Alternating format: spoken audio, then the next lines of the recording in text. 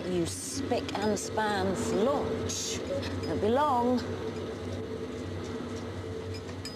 The more I rub this, the dustier it gets. It seems to attract the dust. Here we go again. How can I help? Stella, look at this. Look at her hair. Now that is wicked. Look, get off you two. I want to show her this. When I rub this strip, it picks up pieces of paper. See? I know what that is. Static electricity. Like the balloons. I know that, but look.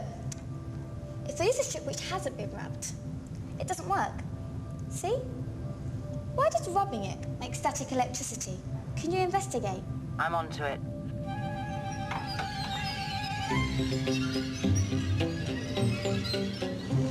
How can an old yellow duster produce such a strange effect? What's going on?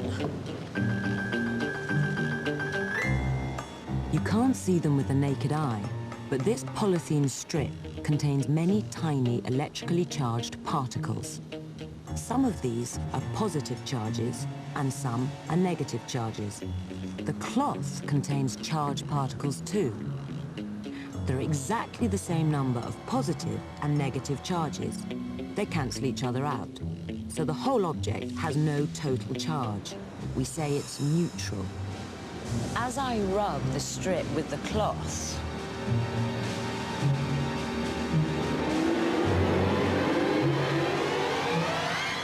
negative charges transferred from the cloth to the strip.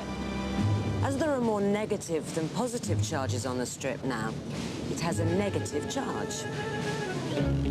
The opposite happens when I rub the acetate strip.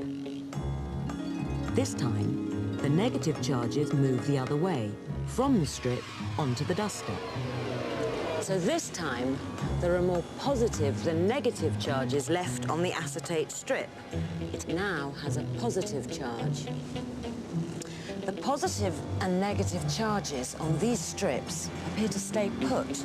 And that's why the effect is called a static charge. And charged objects attract neutral objects like the paper.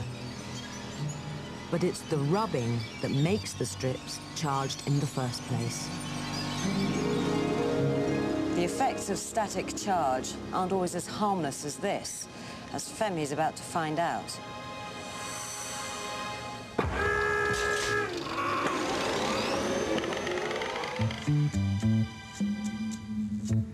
No one said science in action would be glamorous. But while I get to clean the carpet, it looks like the action's elsewhere. These guys work for the Air Sea Rescue.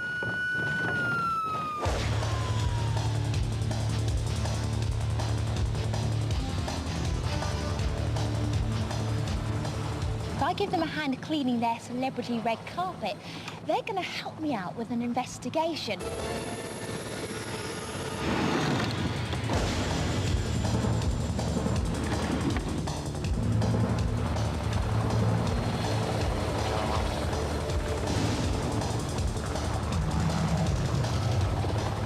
On top of having to do the cleaning, I keep getting these shots. Ouch!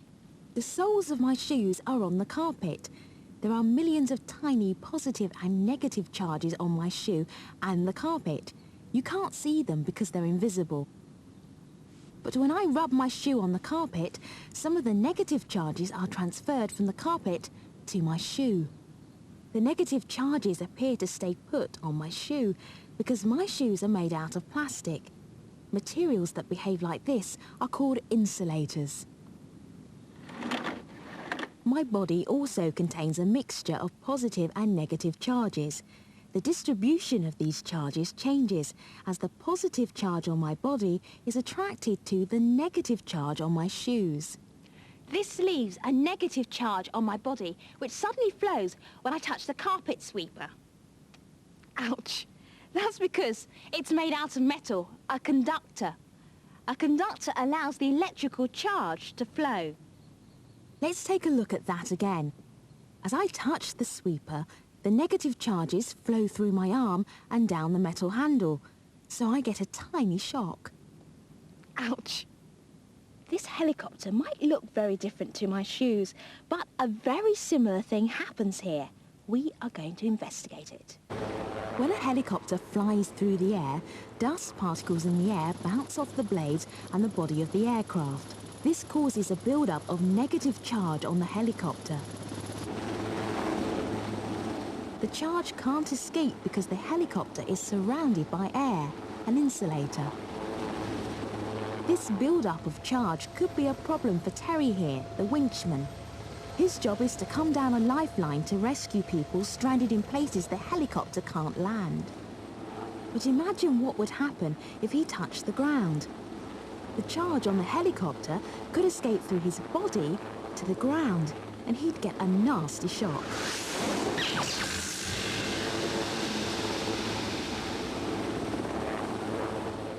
Is there an alternative? Hi, Terry. Hello there. Yes, there is an alternative. We attach a static line, which is about 9 feet of wire, sheathed in a plastic coating for about 3/4 of the length. It's attached to the winch hook, and the winchman comes down on the winch hook, holding onto the static line. When he gets close to the vessel, or onto the deck, he just touches the deck or the side of the vessel with the static line, the metal bit of the static line, and that discharges all the static electricity from the aircraft. Time to see it in action. Terry dangles the static line as he approaches the ground. It touches first, and instantly the charge escapes, so it's safe for him to land and rescue me.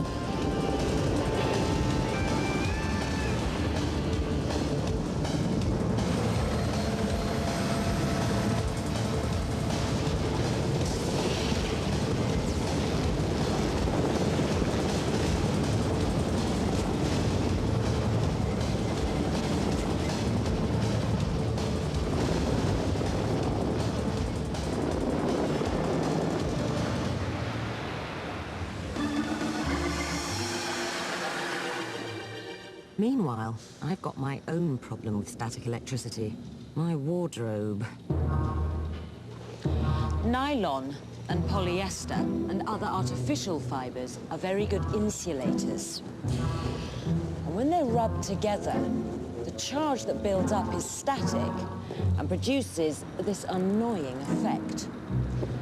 But charged particles can manage to flow through materials like cotton and silk, so the charge usually escapes and doesn't build up.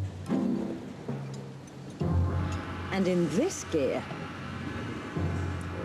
there's no problem at all, because metals like brass and lead are conductors, and the charge flows through them easily. In insulators, the charges stay put, static charge. But in conductors, the charges can flow freely. If they have a complete circuit, they can keep on flowing. It's called an electric current. But to get the charges moving, they need a push. This is called potential difference. The bigger the push, the bigger the current.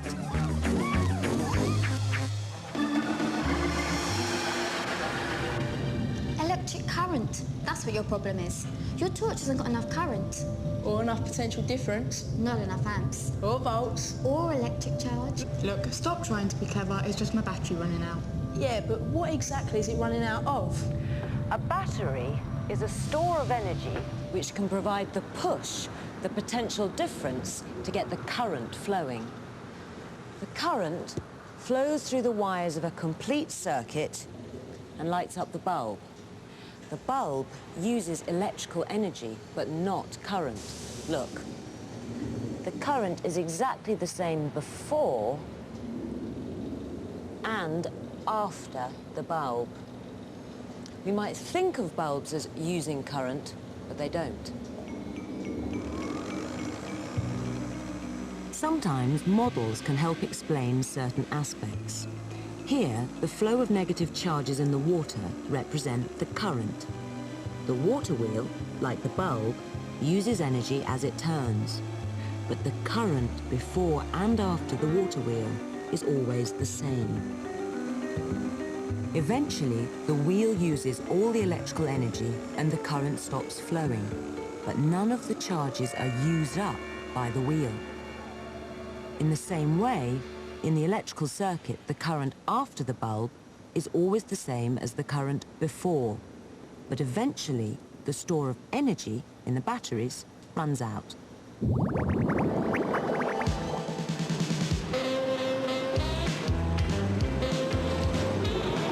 I've come to the home of electricity in Britain, Blackpool. This was the first town in the country to have electric arc lighting. It's also home to the world-famous Blackpool illuminations.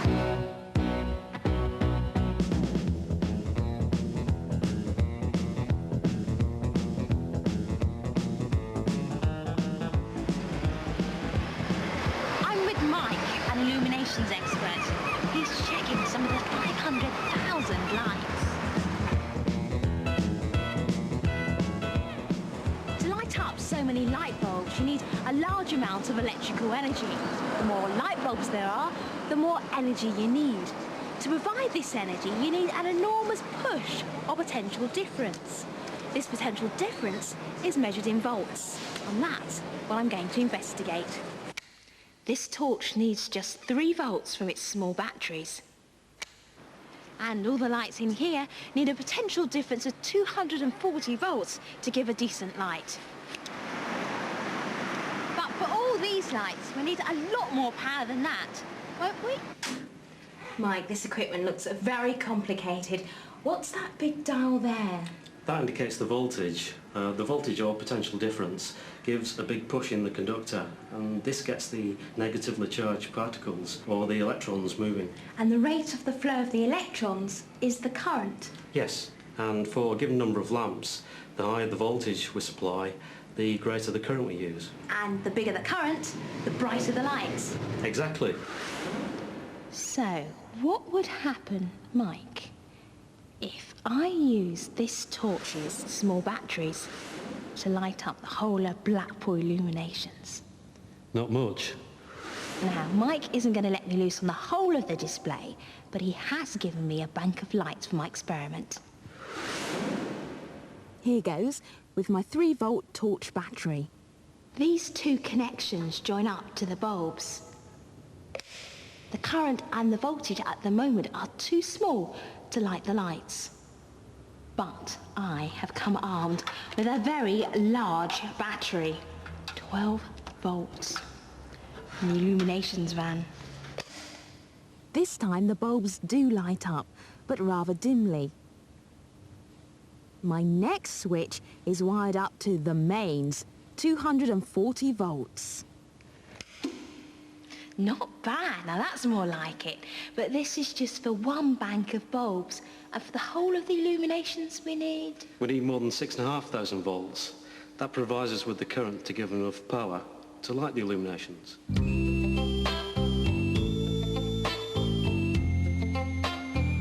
Are you ready for our dry run? Absolutely, here goes.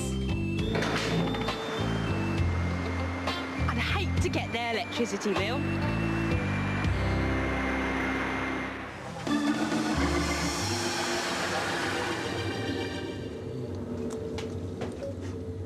Oh no, primary depth gauge has failed again. Must be a break in the circuit. Needs fixing fast. Yes, it's a very low voltage circuit, so I can mend it safely. I need something that conducts electricity really well. What can I use to mend the circuit? How well something conducts electricity is determined by its resistance. The resistance of plastic, an insulator, is extremely high. So no current flows at all. Maybe the donut has a lower resistance. Yes, a small current flows. Good job this circuit has extremely low voltage and current, or all this would be very dangerous indeed. Bigger current, lower resistance. Bit messy though. I know, something metal. Metals have a very low resistance. That's why they're used for wires. Great, that's my depth gauge fixed. But the next job's for Femi. Concrete blocks, metal drums, plastic pipes, all buried underground, and I've got to find them. Well, before I start digging, I'd like to know more. Maybe this guy can help. Hello, Chris. Hi, Femi. Now, you are an archaeologist and you found loads of things, but how do you know where to dig? Well, I like to say it's intuition, but really it's the use of special instruments, like this one here. This is a resistivity meter, and it measures electrical resistance. Different materials have different electrical resistances, don't they? Yeah. Well, we use that to identify what's buried beneath the ground. By passing a current between a pair of electrodes stuck in the ground, we can measure the resistance between them. This resistance gives us a clue as to whether it's just Earth or maybe one of our buried objects below. Right, I'm putting the electrodes into the ground, running a current through them, 18 ohms. Now, is that reading of the resistance quite low? Well, it is for here. What do you think it's likely to be? Is it going to be the plastic, the metal, or the concrete? I reckon it's the metal, because metal has to have a low resistance to conduct electricity. Yeah.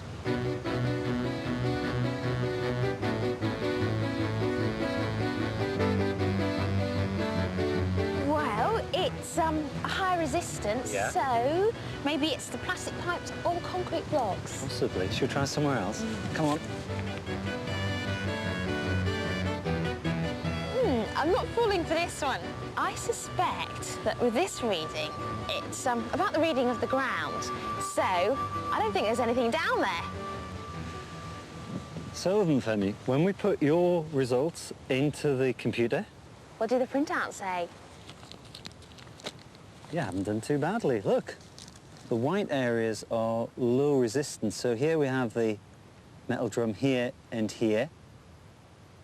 And the dark areas are high resistance. So we have the concrete here, here, and also the pipe coming in here. Excellent, so I got it right. Yeah. Now, Chris, I have a little challenge for you. The builder would like his metal, plastic and concrete blocks back. I'm pretty sharpish. Go for it, my man.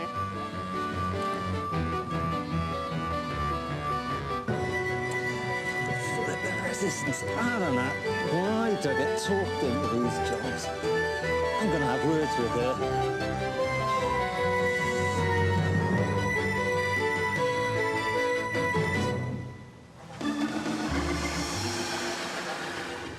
Found some wire at last to mend that gauge. Which one shall I use, thick or thin?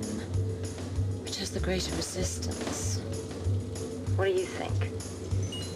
The thin wire. It must be harder for the current to flow through the thin wire, so it'll have great resistance. No way. It's the thick wire. There's more wire, so it'll be harder for the current to go through it, because it has to go through more wire. Yeah, I think it's the thick wire too, because it's got more strength. No, it's the thin wire.